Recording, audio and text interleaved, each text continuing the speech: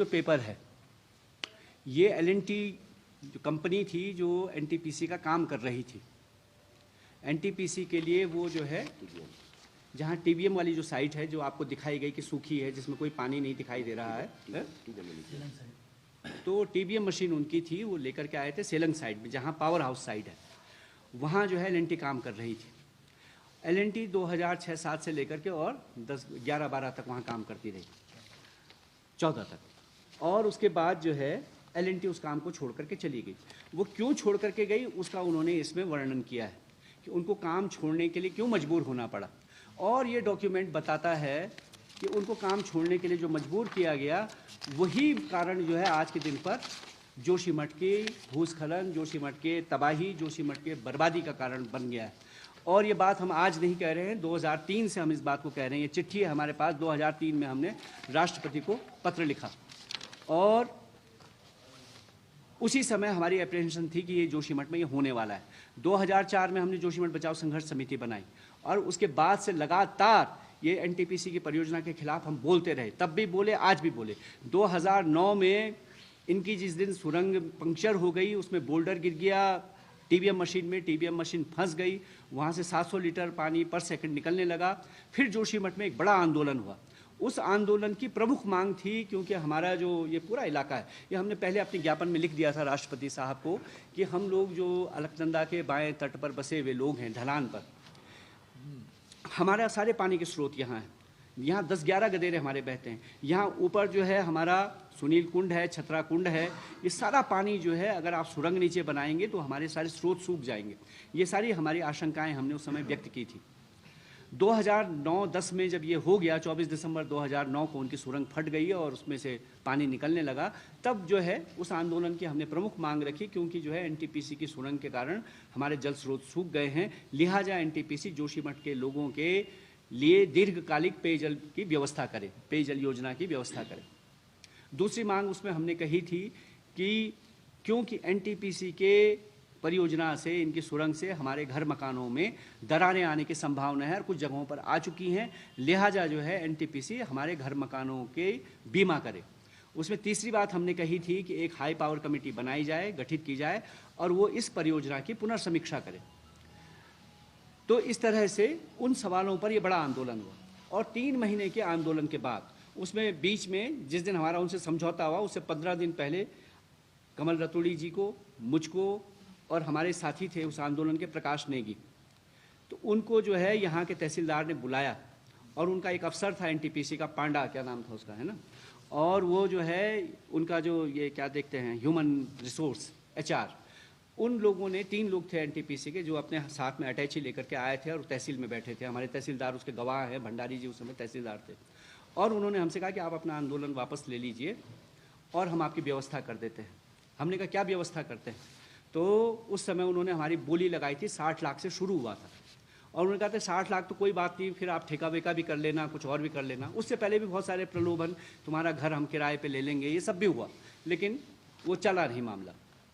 तो उस दिन भी मैंने ये जो हमारे तहसीलदार थे भंडारी, जिनके सामने ये बात हो रही थी, मैंने उस दिन भी भंडारी जी को कहा था कि देखिए तहसीलदार साहब, ये आपके सामने हमको रिश्वत देने की बात कर रहे हैं, मुकदमा अगर इन पर होगा तो आप पर भी होगा, आप भी फंस जाओगे, नौकरी चली जाएगी, काम मत कीजिए, आप हमको नहीं खरीद सकते।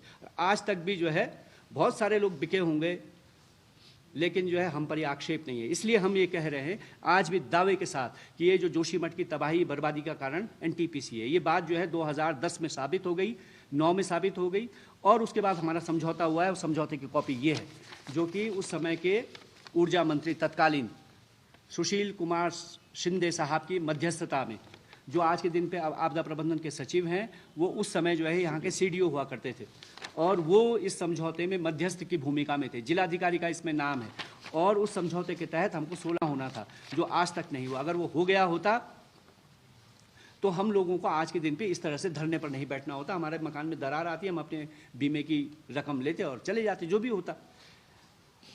उस समय जो है वो जो हाई पावर कमेटी है बनी, हमने उसमें चंडी प्रसाद भट्ट जी का नाम लिया, जीएसआई के लोग उसमें, एक बहुगुणा जी थे और अन्य लोग उसमें थे, लेकिन उसकी दूसरी बैठक कभी हुई नहीं और इसलिए जो है ये समझौता हमारा जो है लागू नहीं हो पाया और आज जो है उसका परिणाम ये। तो समझौते का तात्पर्य यह है कि अगर एनटीपीसी ने हमसे ये समझौता किया तो इससे ये साबित होता है कि एनटीपीसी इस बात को मान रही थी कि उनकी परियोजना से, उनकी सुरंग से हमारा नुकसान होने वाला है, और ये इस समझौते का हुआ है।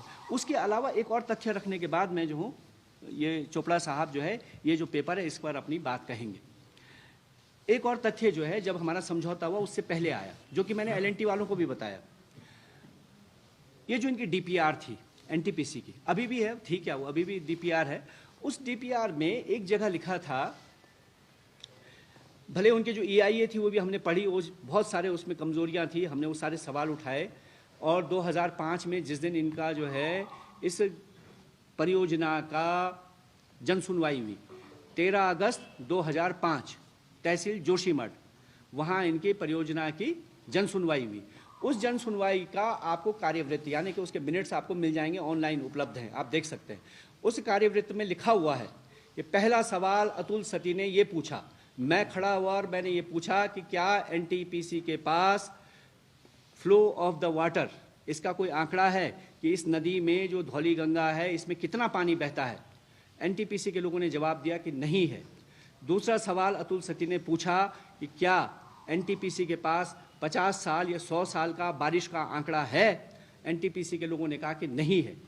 फिर मैंने उनसे कहा कि फिर ये ताश का महल आप खड़ा क्यों कर रहे हैं?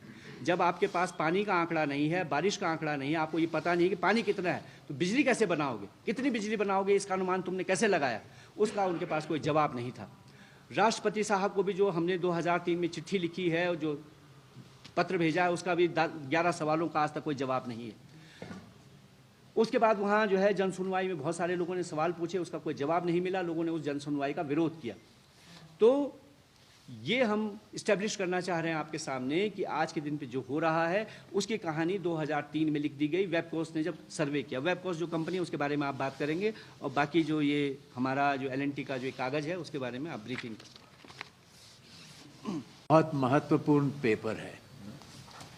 कई बार ये सवाल उठा है कि आज जो हादसा हो रहा है उसमें एनटीपीसी परियोजना की क्या भूमिका है, उसका उत्तर इसमें है।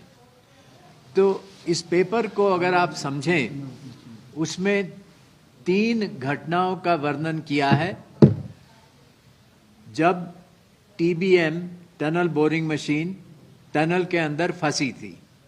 पहली घटना जैसे इन्होंने बताया 24 दिसंबर 2009, और उसके बाद यहाँ पर वैज्ञानिकों ने नापा कि ये 3 किलोमीटर अंदर सेलंग से टनल गई थी, और उसके बाद 700 लीटर प्रति सेकंड पानी का बहाव निकला है। दूसरी घटना फरवरी 2012 और तीसरी घटना अक्टूबर 2012। ये मुझे लगता है पेपर के अनुसार कि ये तपोवन की साइड से टनल मशीन आई है, लगभग 5.8 से लेके 5.9 किलोमीटर तक। अब वो क्लियर नहीं है, ये पेपर सेलंग क्लियर से गई है मशीन। चलिए, सेलंग से गई होगी, वहाँ से उन्होंने उसके विस्फोट के जरिए टनल बनाई है। ये जो 3 ऑथर्स हैं इसके, मेरी समझ से मैंने नीचे इनका एक्नॉलेजमेंट पढ़ा है, और वो एक्नॉलेज करते हैं कि इसमें जो भी लिखा है ये डेटा एनटीपीसी और एलएनटी से मिला है। तो ये उसी परियोजना के कंसल्टेंट थे, ऐसा मुझे लगा। तो उनका ये कहना है कि भारी मात्रा में, तीनों टाइम भारी मात्रा में पानी का रिसाव टनल के अंदर हुआ है, क्योंकि कुछ ना कुछ दीवार पंक्चर हुई, उसकी वजह से पानी आया। उस वाटर प्रेशर के जरिए के कारण नई दरारें चट्टानों में बनी। जो पुरानी दरारें थी वो और चौड़ी हो गई, और इसका नतीजा ये हुआ कि वहां से जो पानी अंदर टनल के आया वो बाहर भी निकला है।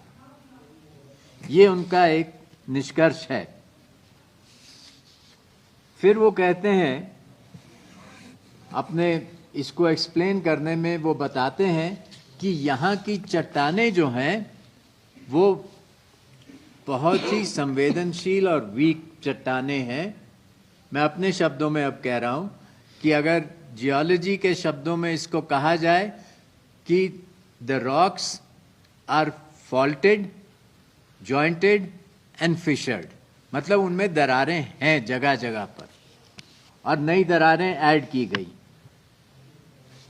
कंसल्टेंट्स कहते हैं कि उस समय कुछ ट्रीटमेंट मेजर्स सुझाए गए थे कंपनी को, लेकिन ये भी जोड़ देते हैं कि आमतौर पर इस तरह के ट्रीटमेंट मेजर्स जो हैं, क्योंकि वो खर्चीले होते हैं और क्योंकि उससे परियोजना में डिले होती है, इसलिए वो किए नहीं जाते, ये उनका कहना था। तो ये सब पढ़कर मुझे स्पष्ट लगता है कि टनलिंग की वजह से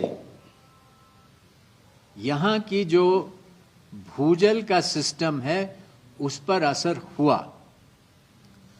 अब मैं और अपनी तरफ से जोड़ रहा हूँ, ये सब तो पेपर में लिखा हुआ है, आप खुद अगर समझ सकते हैं तो समझ लीजिए, भाषा सारी टेक्निकल है। अब मैं अपना ये जो जोड़ रहा हूँ कि अगर इन 3 घटनाओं से जितना भी पानी आया हो उससे कहीं ज़्यादा पानी जो है वो 7 फरवरी 2021 को टनल में घुसा है और उसका जो वाटर प्रेशर होगा उससे न जाने कितनी और दरारें बनी और पुरानी दरारें खुली। तो इसका असर तो वही होगा जो पहले हो चुका है, लेकिन उसका स्केल बहुत बड़ा है। तो ये बात हमें काफी संकेत दे रहा है। There is adequate reason to believe that what we are witnessing today is a result of the tunneling exercise conducted by NTPC. इतना ही कहूंगा, अगर आपके कोई सवाल होंगे तो मैं जवाब दूंगा।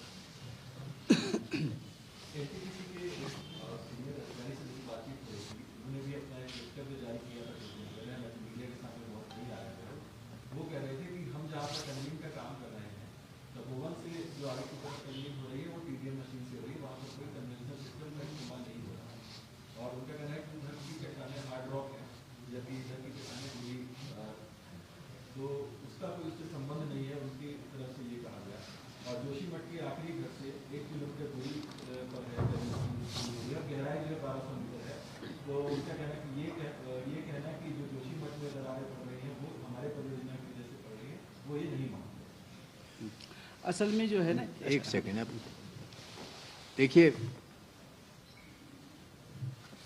वैज्ञानिक आपको क्या कह रहे हैं। एक तो वो कह रहे हैं ये सारा फॉल्ट जोन है, हम लोग एमसीटी के बगल में खड़े हैं, सबसे संवेदनशील इलाका है। यहाँ प्राचीन काल में ऐसा पहाड़ को तोड़ मोड़ कर उठाया गया है।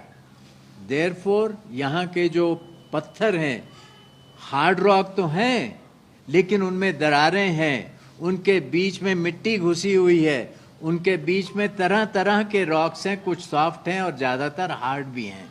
तो हार्ड रॉक होने से कोई आपको आश्वासन नहीं मिल सकता है, नंबर 1। दूसरी बात यह है कि टनल में ब्लास्टिंग हुई है, ये बात तो एनटीपीसी भी मान लेगा कि टनल के अंदर ब्लास्टिंग हुई है।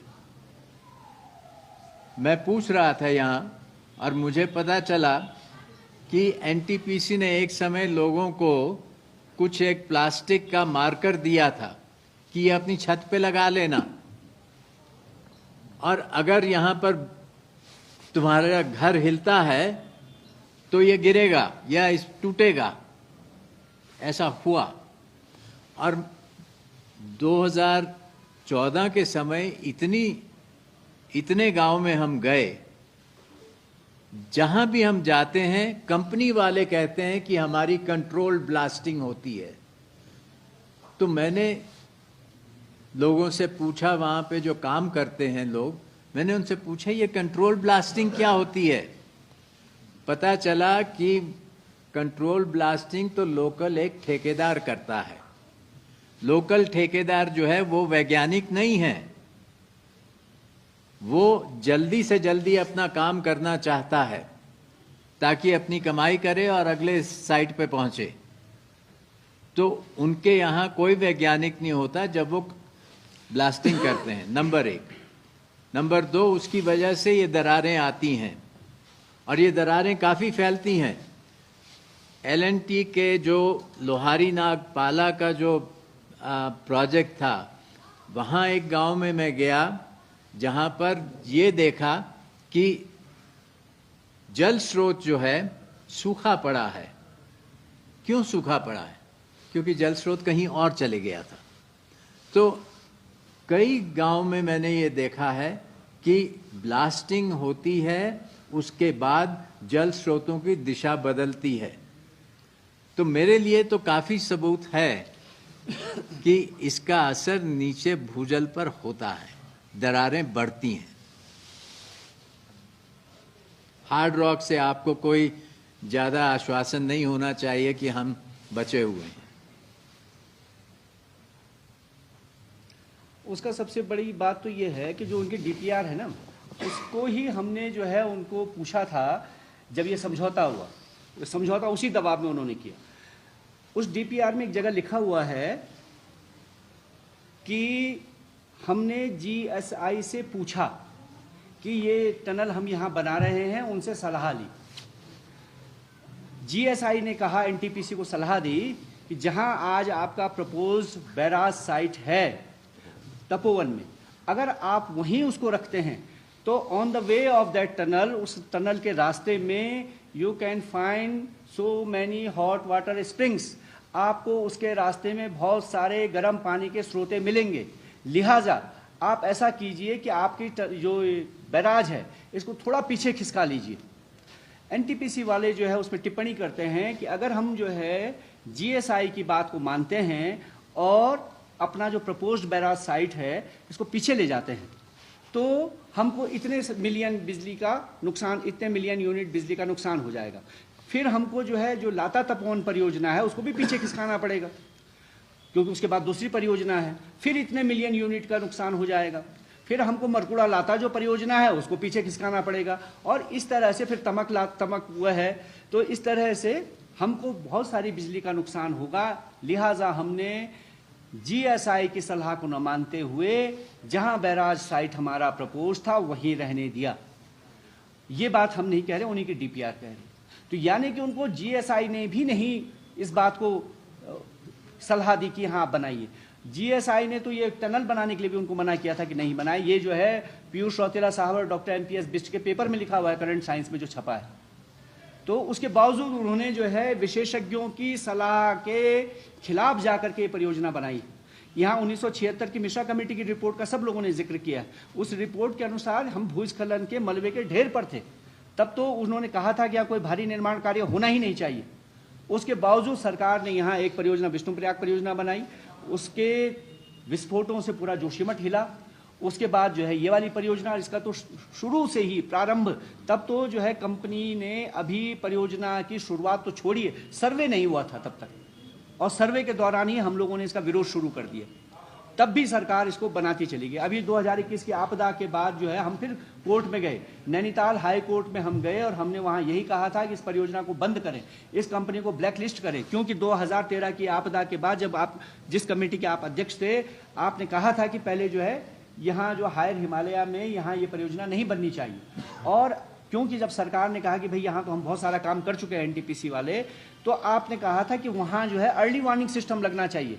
यानी कि अगर कोई घटना हो, दुर्घटना हो, उससे पहले अर्ली वार्निंग सिस्टम रहेगा तो लोगों की जान बचाई जा सकेगी। एनटीपीसी ने उसको भी नहीं माना और अर्ली वार्निंग सिस्टम नहीं लगाया, जिसकी वजह से इतने सारे लोग, 140 लोग तो उन्हीं की साइट पर मर गए, और 70 से ज़्यादा लोग जो है वहाँ रेणी वाली साइट पर मर गए। अगर अर्ली वार्निंग सिस्टम होता तो इन लोगों की जान बचाई जा सकती थी। तो उन लोगों की हत्या का इल्ज़ाम भी हमने लगाया कि इन पे जो है मर्डर चार्ज लगना चाहिए, गैर इरादतन हत्या। हमने बाकायदा थाने में यहाँ रिपोर्ट दी थी, और उसके बाद हम कोर्ट में गए और हमने कहा था कि इनको ब्लैक लिस्ट किया जाए। ये वैसे भी ब्लैक ही काम करते रहे हैं। एनटीपीसी का मतलब नेशनल थर्मल पावर कॉर्पोरेशन, ये कोयले से बिजली बनाते रहे, वहाँ कोयले की दलाली करते रहे, यहाँ ये पानी की दलाली करने आ गए और हमको डुबा रहे। तो ये जो है पहले भी हम, लेकिन हाई कोर्ट ने वहाँ हम पर जुर्माना लगा दिया। उसके बाद हम सुप्रीम कोर्ट गए हैं, जिसमें कि आप भी हमारे साथ थे। वहाँ जो गौरा देवी चिपको आंदोलन की नेता रही हैं, उन गौरा देवी का नाती उसमें हमारे साथ पिटिशनर था। वो ऋणी गांव के प्रधान जो है हमारे साथ पिटिशनर थे। संग्राम सिंह हमारे साथ पिटिशनर थे, जो कि पहले भी उस सवाल को उठा चुके थे ऋणी में जो परियोजना है उसको लेकर के। आप कुछ कहना चाहते हैं? सवाल हो।